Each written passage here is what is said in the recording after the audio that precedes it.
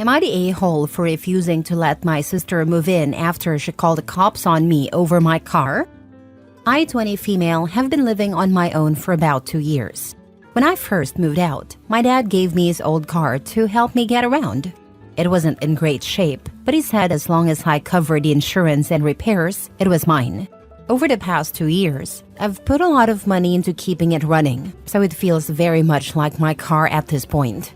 Last week, my older sister Anna, 21 female, asked if she could move in with me temporarily because she broke up with her boyfriend and has nowhere to go.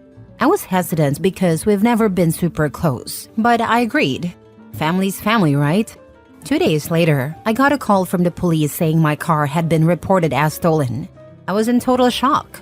After a long, stressful back and forth, I found out it was Anna who reported me. Apparently, she had called my dad first to guilt him into taking the car back so she could have it. When that didn't work, she went straight to the cops, claiming I had stolen it. Luckily, my dad backed me up and cleared everything up with the police, but it was embarrassing and scary to even be in that situation. When I confronted Anna, she admitted it, but said she didn't think it would go that far and just wanted to teach me a lesson about sharing. Are you kidding me? I told her there's no way she's moving in after pulling something like that. But now she's blowing up my phone, calling me selfish and immature, and even got some family members involved. They're saying I need to be the bigger person because she's going through a tough time. I feel like letting her move in would be insane after this. But am I being too harsh? Now for the comments. Anna is not welcome in my life moving forward. Anyone who has an opinion on that matter can let her move in with you. She tried to ruin my life by having me arrested. I will not now, nor will I ever forgive her for that. And again, anyone who has a problem with that is free to buzz right off. Not the a-hole. OP lived that quote. She is dangerous to you. Maybe you lack self-preservation and survival skills. I don't know. But this isn't even debatable. You should be pushing for her prosecution. Also, you need to secure your home. She will retaliate. Suggest to the police that they might want to pursue a wasting police time charge against her. It's up to them, but this was a clear case of that. She didn't think it would go that far. She hoped it would go further, that you would be arrested and jailed, and she could take both the house and car scot-free. Not the a-hole. What is she going to do next to teach you a lesson under your own roof? She can move back in with your parents or other family members who seem oh so concerned. Yes, she's very entitled. You are not the a-hole. She showed her true intentions and interests, which are only for herself when she pulled a car stunt. The car thing is between you and your dad. It's none of her business. Never put yourself in a situation where she can ruin your day again. The best way to do that is to keep her away from you as much as possible. I mean, you don't have to ignore her, but letting her move in? No, she already screwed that up royally. It's entirely her fault that she's not allowed to move back in with you, not yours. Well, at least I know better now. It's always awful when you love someone and they betray you like this.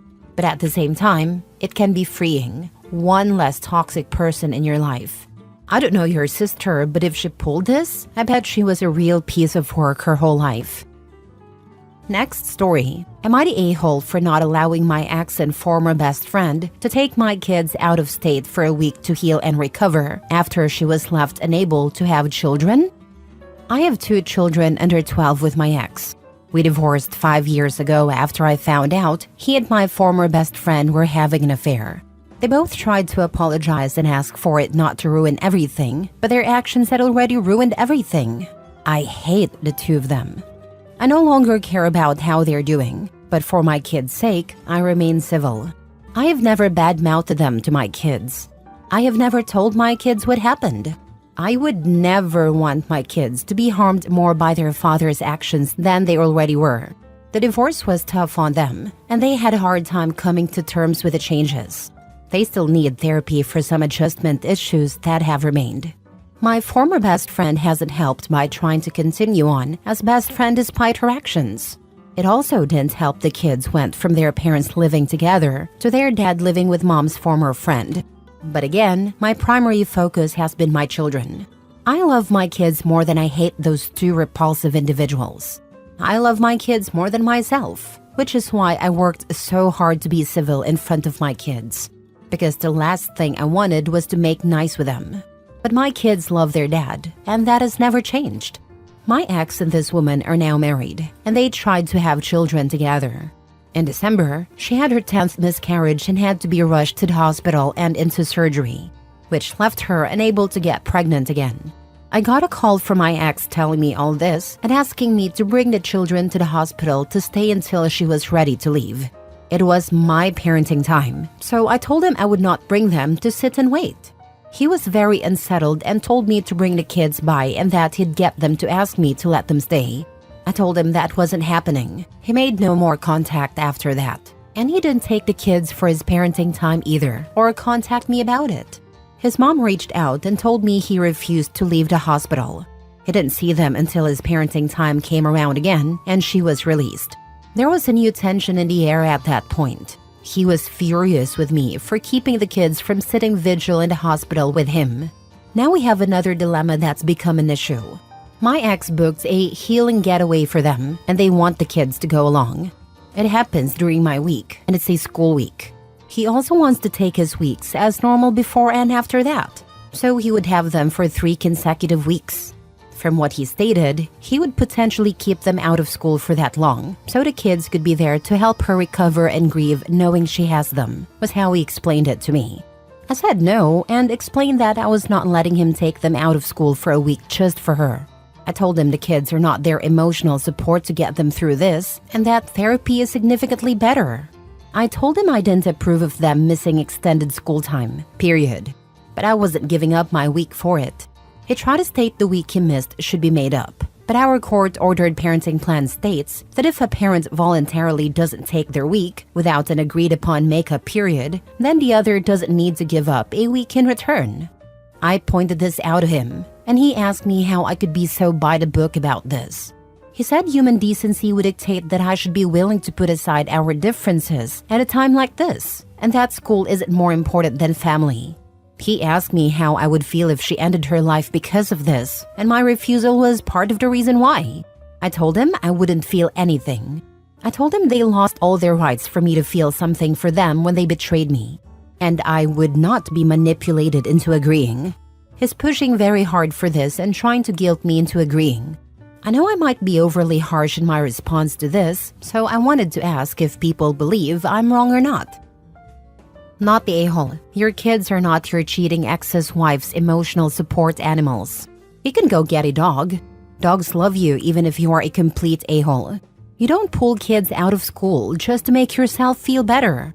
That is completely inappropriate. I agree, and he sounds like he would keep them out for 3 weeks, if not a little less. It's a lot of school to miss, and not a very good reason in my opinion. I would actually be more concerned about the emotional damage this so-called healing getaway would inflict. You don't expect kids to provide adults emotional support like that. And you're completely right. 3 weeks out of school is a lot. It may cause them to fall behind a grade and could be considered truancy, because the school would have to agree that the vacation would be an acceptable excuse for missing school. So many things are wrong with your selfish idea. You don't. They're so very wrong for it, and they do not see it. Plus, there's a lack of care about the impact on the kids emotionally and educationally. Not trying to scare you at all, but your ex trying to help her heal by having the kids for 3 weeks is ridiculous. He wanted the children during week to sit vigil with him in a hospital, which could have been quite traumatizing to them. For some reason, that didn't occur to him at all. He seemed only focused on her needs. But 3 weeks is plenty of time for the two of them to disappear with your children. The pair of them don't seem to have any guilt whatsoever when it comes to taking things from you. This is a woman who, after stealing your husband, expected you to still be besties. Why wouldn't she want to take your children now that she can't have her own? Because in her mind, you can have more. I thought that also. OP should consider putting a tile or air tag in the kids' backpacks. Backpack, shoes, hair ties. More than one is my idea. Next story. Am I the a-hole for telling my wife to stop treating her sister so badly after her sister confessed to having feelings for me? My wife and I have been married for 10 years and together for 12. We have 2 children. My sister-in-law, Jenna, is a single mom, as her husband sadly passed away 7 years ago. When Jenna's husband passed away, my wife and I provided support for Jenna and her daughter because it was a really traumatic time for them. Over the years, my wife and I spent a lot of time at Jenna's house, and she would often come over to ours. I also developed a really strong bond with my niece. My wife, my children, and I had a close connection with Jenna and her daughter, and we were a tight-knit group. That was until a few months ago, when Jenna confessed something to both me and my wife. We were all drunk and having a good time, and Jenna kind of just blurted out that she had developed feelings for me. I was shocked, and Jenna burst into tears, saying things like how grateful she was that I was a father figure to her daughter. I don't remember too much from that night, except that my wife kicked Jenna out of our house after her confession. My wife and I talked about it the next day, and my wife was obviously very upset. She said she had suspected this for years, based on the way Jenna was acting around me, and she couldn't believe Jenna had betrayed her like that. My wife decided we should cut off all contact with Jenna, and I agreed. My wife told me to block Jenna, which I did. However, I feel like this arrangement has been a bit harsh, especially towards my niece. My niece has been texting me a lot, and I've shown my wife the texts, telling her it wasn't fair that we were punishing my niece too. My wife said it was a consequence of Jenna's actions. Last night, when my niece sent a really long and sad text about how she and her mom were feeling, I feel terrible and decided to bring it up with my wife. I told her we should stop treating Jenna and her daughter so badly, especially after they both went through such a traumatic time. I acknowledged that what Jenna did was wrong, but I asked my wife to have some sympathy. I asked her to imagine if she were in Jenna's shoes and one night tragically lost me. I said that would scar her for a lifetime.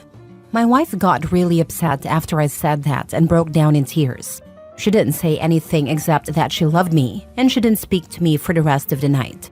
I feel guilty about what I said. I didn't intend to make my wife feel like this. Was I the a-hole? Now for the top comments. Your wife is correct about creating some distance. Your sister-in-law and niece are clearly slotting you into a partner/dad role, and some boundaries need to be reestablished. The fact that your sister-in-law was bold enough to admit those feelings in front of your wife is already alarming. Also, the wife said she suspected this for years, and still kept quiet and supported Jenna through her grief. The torment of thinking for years that your sister has feelings for your husband? That's the ultimate betrayal, and she must have felt terrible just thinking it. Now Jenna has confirmed the wife was right all along, and OP has the audacity to guilt her for creating distance? That's messed up, OP. Major a-hole. The audacity to say it right in front of your wife. Her sister is insane to me, drunk or not. WTF. Not to mention how ridiculously hypocritical is it for him to tell his wife to put herself in her sister's shoes after getting stabbed in the back, while he can't be bothered to put himself in his wife's shoes. Not only is he hypocrite, but it's been 7 years. How long the sister needs to latch on to OP? At some point, she needs to live her own lives. Stand by your wife and respect her boundaries. Yes, it's very unfair to your niece, but you're not the one who created this situation. Again, stand by your wife. I think the niece wants OP as a stepfather. Niece isn't innocent in this, and OP should have blocked sister-in-law and niece, but he is going to destroy his marriage over it. Heck, I bet the sister-in-law is helping her daughter with those texts. OP, you're the a-hole. No contact to both sister-in-law and niece needs to happen. Your wife and children come before anyone, especially a potential home wrecker.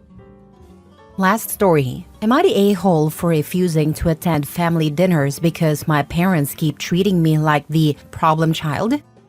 So I, 21 female, feel like I'm losing my mind here. I need to know if I'm totally out of line.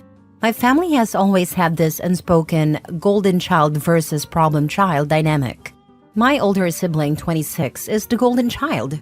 Straight A student, great job, married, basically the poster child for success. Then there's me, the one who didn't follow the perfect plan. I'm in college and working part-time while figuring out what I want to do with my life. But apparently that's not good enough for my parents. Every family dinner turns into them grilling me about when I'm going to get my life together. Or why can't I be more like my sibling? Meanwhile, they're praising my sibling for breathing. The final straw was last week. We were at dinner and my mom straight up said, "It's just so disappointing that you're not living up to your potential." I tried to laugh it off, but it hurt. Then my dad chimed in with, "Well, maybe if you spent less time on your phone and more time thinking about your future, you'd get somewhere." I snapped. I told them I'm doing the best I can, and that is hard enough without feeling like a failure every time I see them.